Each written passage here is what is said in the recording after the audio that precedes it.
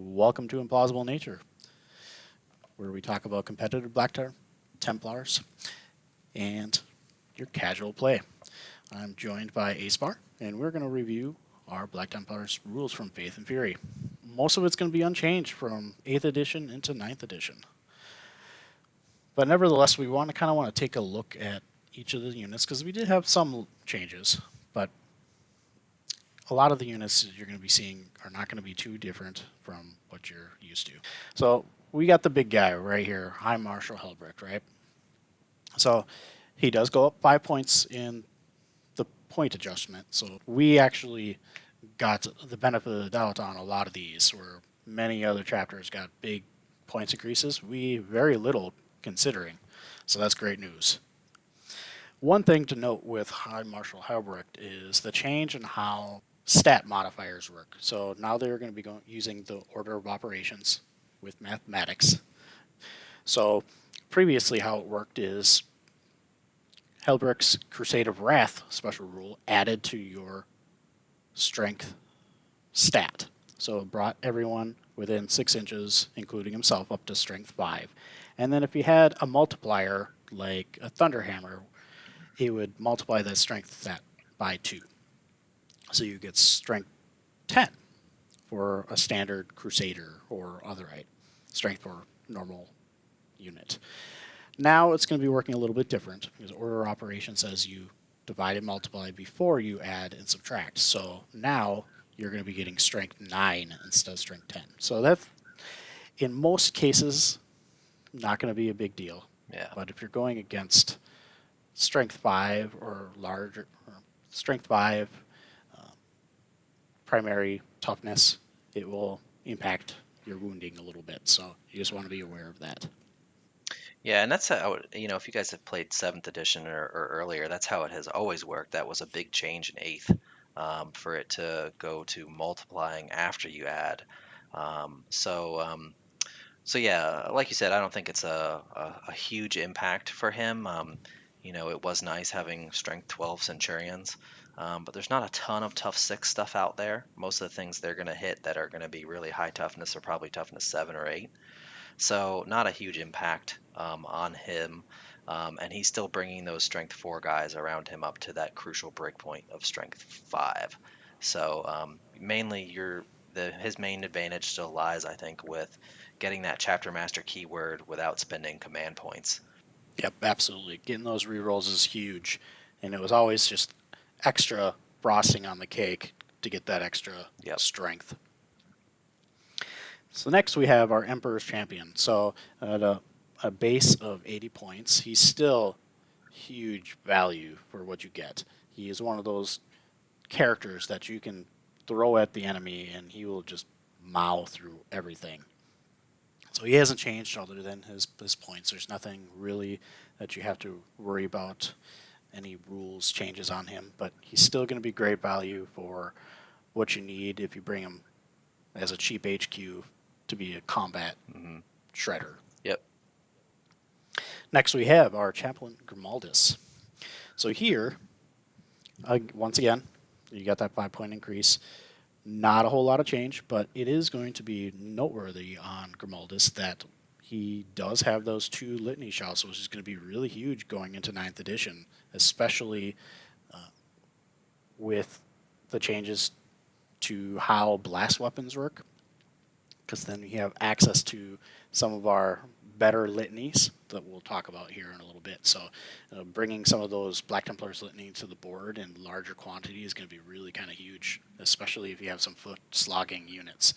And in a later video, we'll talk about some of those ideas that we have for some of those. One of those potentially going to be with our Assault Intercessors. Yeah, so that'll be and the more units you can fit in his unmatched zeal radius, the better.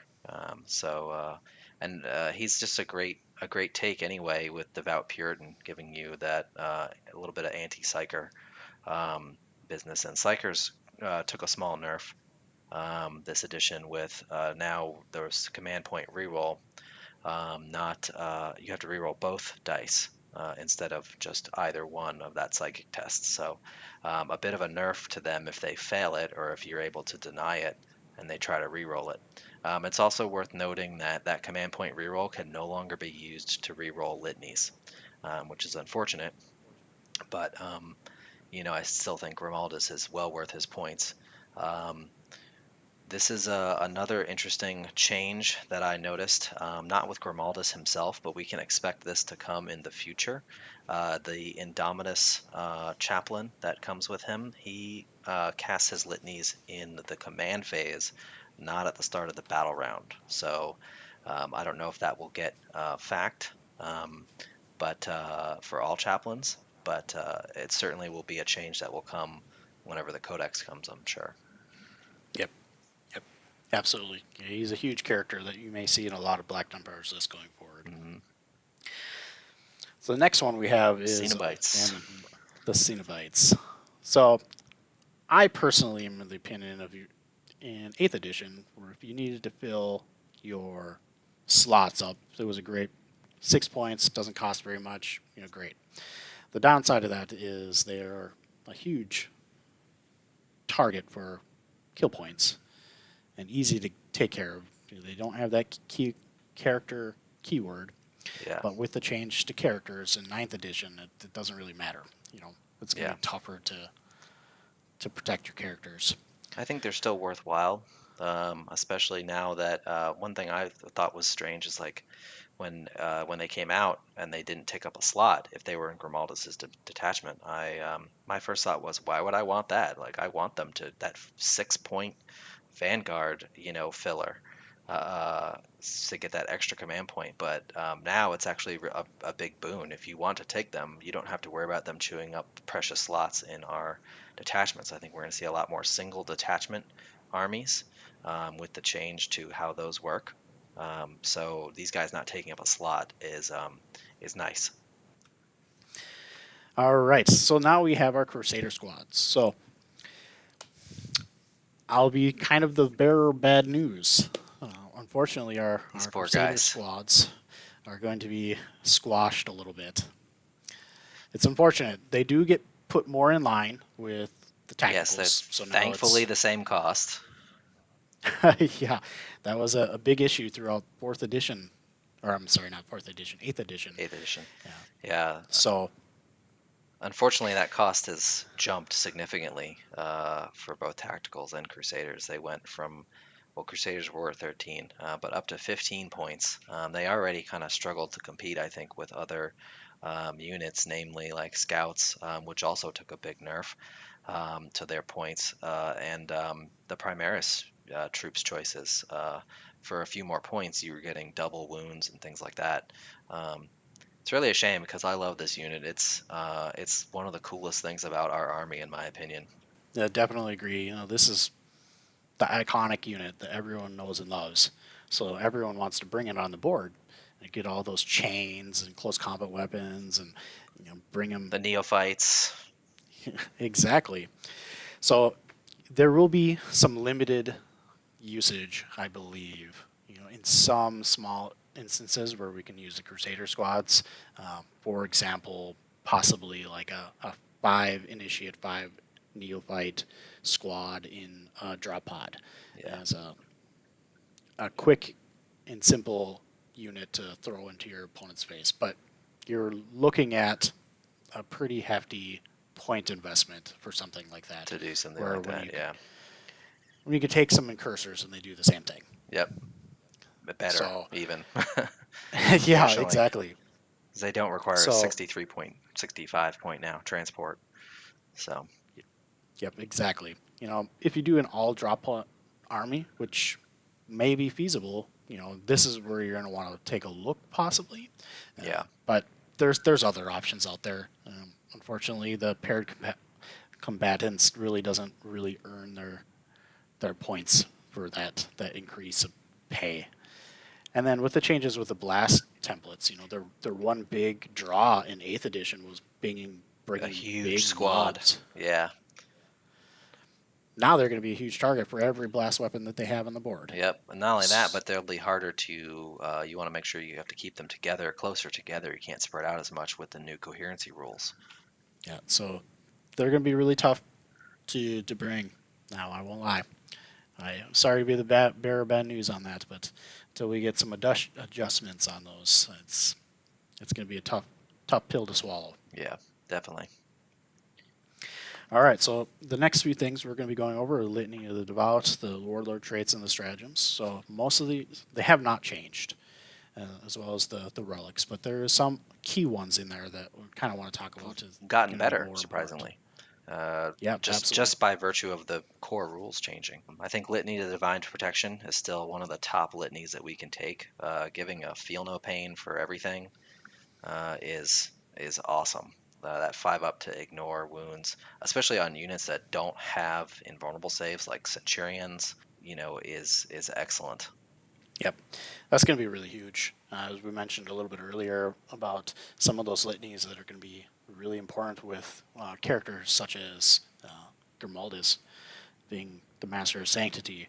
You know, being able to chant Litany of Divine Protection, giving that protection to a larger squad, perhaps like a 10-man squad of assault intercessors. That's going to be really Yep. huge. Being able to keep That'll them make them around. really hard to shift.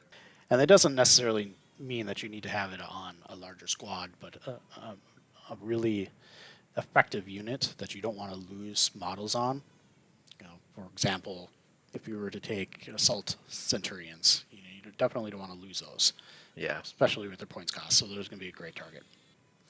Then we have our Fires of Devotion. That one's also going to be a great take going forward. Assault combat attacks are always going to be premium. And what better to put on some of those specified assault units is one more attack for those. Yep. Obviously, you get better mileage on larger squads for this, but where close combat does get a little bit of a bump in 9th edition. So, especially with the Black Templar and the things that we can do, this might be a good litany to take in all of, or at least one of your chaplains. And again, charging for us got passively better versus other armies. Other armies, the command reroll, now they have to reroll both dice when they charge. Same thing with the Psychers. Whereas we can roll any and all for free without spending command points. So we got passively better by other armies charging, getting worse. So that helps us a lot.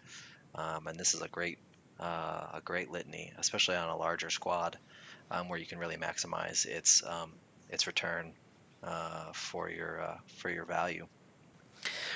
So Solemn Remorseless Persecution. This is going to be somewhat of a standard lieutenant litany. It's kind of like a melee lieutenant sort of litany. So it does have its place in some opportunities, but I feel like unless you're taking multiple chaplains in your list, you're going to be picking one of the other ones here. Yeah, agreed. Fervent Acclamation, kind of be the same with that one. So it's adding 3 to your aura abilities, so you can get up to 9 inches on most things. There is some places where you kind of want this, or a chaplain that's accompanying perhaps High Marshal Helbrecht. You want to get his aura a little bit further. So there is places where this might be useful. Yeah, if you're running a lot of aura things like the High Marshal and maybe an ancient in a drop pod with Grav Devastators, something like that, where you've got multiple auras going at once and you can buff them all. I think that might be a good spot for that. It has its place, certainly, definitely. So moving on to the Vow of Retribution. This is one that I do not foresee us taking really any time. No. Leadership bombs right now is not really impactful in the game. Even really with the changes to leadership, and morale, I don't foresee morale really being an issue for most armies. Some armies just completely ignore it, like Tyranids and Orcs to a certain extent. Marine armies and MSU armies just don't care. They don't take enough casualties to warrant this type of thing, especially on a litany where we've got so many other good choices to choose from. Yep. So the last litany we have is Oath of Glory. So this is the one that's going to be kind of a big change, where we're going to get some additional boons from. Yeah, So this was 1 1/8 that we just kind of passed over as well. I mean, it didn't seem to have very much value. But now with the changes to assault, which if you don't know, um, the player whose turn it is not chooses their who they fight with first. So if it's my turn and we have an ongoing combat, you get to choose who fights first, and that's really important. So especially for us, we want to be in combat, and if you have the Oath of Glory on an important unit, they'll get to swing before your opponent gets to choose, just as if they were charging, which is awesome. yeah, it's going to be really key. Different things like the Yunari that have the strength or death, they'll be able to defensively play their assault armies. That alternating is going to be really game changer, I think, for a lot of assault armies. So having access to always strikes first is going to be really kind of important. So definitely the potential to have some placement in a lot of our lists for this litany. Agreed. So we have a Warlord trait. So these really have not changed a whole lot. So I'm not going to spend too terribly much time on them. One thing to note, Master Arm also has this always strike first, but because it is a single model, I don't think we should be using our precious Warlord traits on a strike first. We probably are going to still stick with our frontline commander with that. I don't know if you agree with that assessment. Yeah, I think of our 6 warlord traits, we're going to take frontline commander and we're going to take epitome of piety, assuming that there's psychers, which most armies nowadays do have psychers. Those are going to be your top 2 choices. Um, uh, if you do have a single character that you want to buff with a warlord trait, um, you're going to probably look to, I think what's the Space Marine one? I think it's Sword of Imperium, where you get Yep. +1 attack. Yeah, over something like Always Strikes First, because generally your like super kill characters, your smash captains, as it were, if you're going to run one, they're probably going to get the charge and they're going to get to fight first anyway. And they usually are kitted to do so much damage that they kill whatever they touch. So there's more than likely not going to be enough of an ability. Now, if this were an aura around him, that would be amazing. But just being a single himself, probably not worth it over something like Frontline Commander, where you're going to get the rest of our guys into combat faster. Yep, absolutely. I totally agree with that. So one thing to note with that, though, is for those of you that do not or have not been aware of this, it has been leaked that the tournament pack is not going to allow the use of Vigilus specialist detachments in tournament rules. You can still use them for eternal duty as long as your opponent Eternal War, yeah. agrees to it. So just something to Or keep the in Eternal mind, which is unfortunate because that was a really good warlord trait in that Vigilus book for us.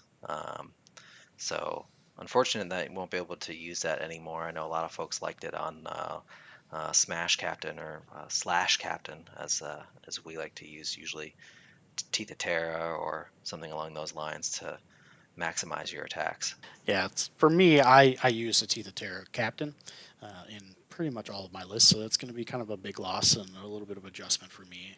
Yeah. However, saving those 2 command points, will be beneficial as well. Command points feel almost more precious now than ever before. Yep, you can actually start using some of those stratagems that you've been holding back because you've been rocking only 6 or 7 of them. Exactly. So All speaking of right. stratagems, that's what we got next. Yep, These absolutely. these are all the same as they were before. They're all just as good as they were before for the ones that we were using most. The FAQ did clarify Devout Push still works outside of combat. You can Pile in is what you're doing. Pile in 3 inches with a unit not in engagement range, which is excellent, um, especially with those new Blade Guard. Being able to run them up in an impulsor and dump them out into some hapless foe on first turn sounds delicious. Yeah, we've got some cool combos that we're going to talk about with some of Definitely. those devout pushes. Um, there is going to be key though with the devout push. It should be mentioned that because you're piling in, you technically have not charged, so your opponent could select that combat Yep. to attack before you get to strike. So that's going to be, you're going to have to be careful with that. Yep. And But going in with, obviously not in that circumstance because they're not on the board to be have a litany cast on them, but another unit that you're using to devout push on, you can use that the litany to get them strikes first, or something like a judiciar to make that opponent strike last. So some ways to mitigate that, which is great. it's going to be used. It's one of the few things that we have is unique over a lot Hmm. of these other armies out there. Yep. And it makes us some of the most reliable early alpha strike close combat armies out there. Definitely.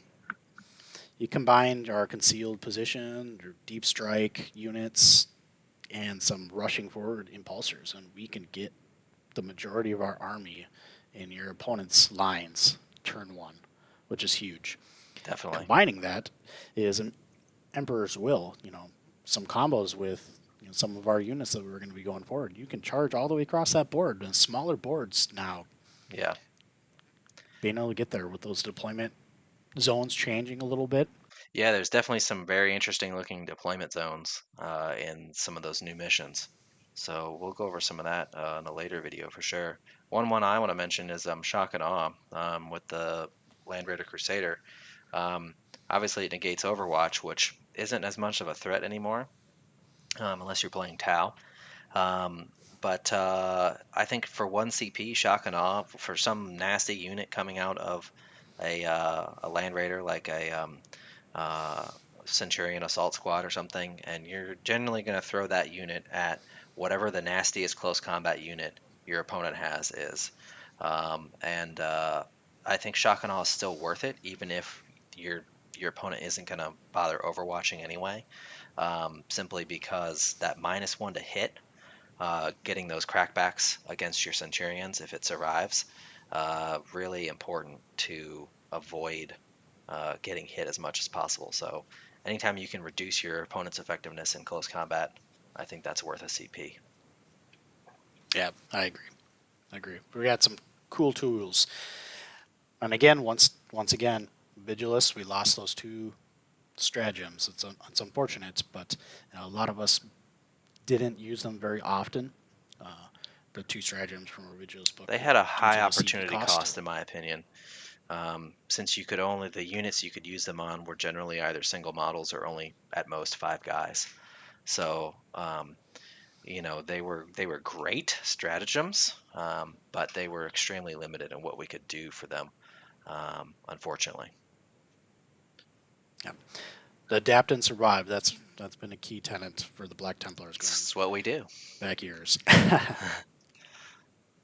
So last but not least is our Crusade relics.